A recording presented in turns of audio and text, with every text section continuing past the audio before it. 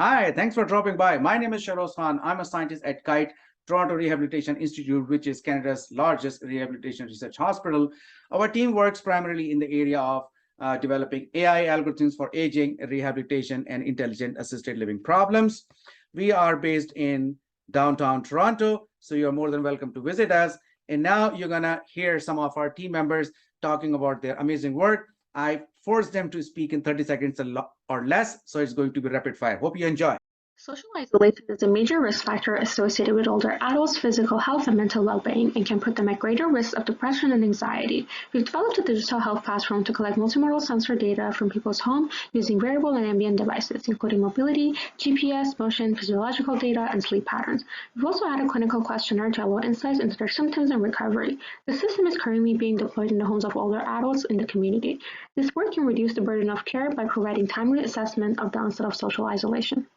Virtual rehabilitation improves functional capacity and quality of life of patients after a stroke or cardiac events. We are developing AVA, an AI-driven virtual rehabilitation assistant which is accessible on the browser of any PC or smartphone. Using advanced AI algorithms, AVA is able to instruct, assess and provide feedback to patients in their rehabilitation exercises. AVA improves engagement of patients in the programs and also completion rates of the programs.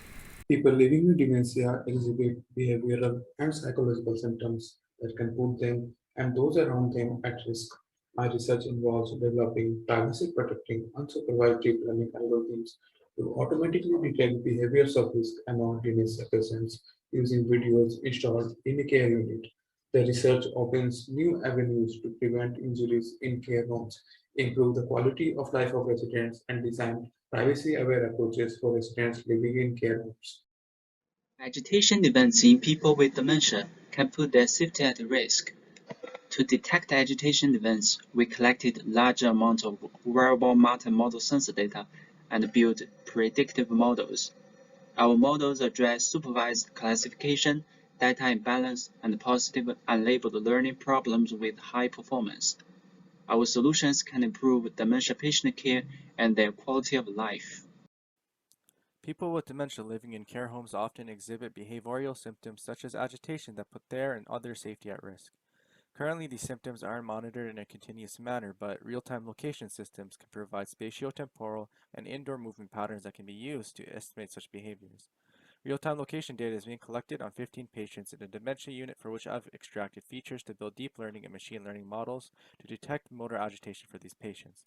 This work will improve patient care and safety of patients and staff in care homes. I'm working on EEG seizure prediction using deep learning. I've trained both supervised and unsupervised deep learning classifiers to distinguish a pre-seizure state called the preictal period from normal EEG. If we can identify a preictal state, we can say that a seizure will occur soon. Our results on large publicly available datasets show that our idea works in predicting seizures ahead of time.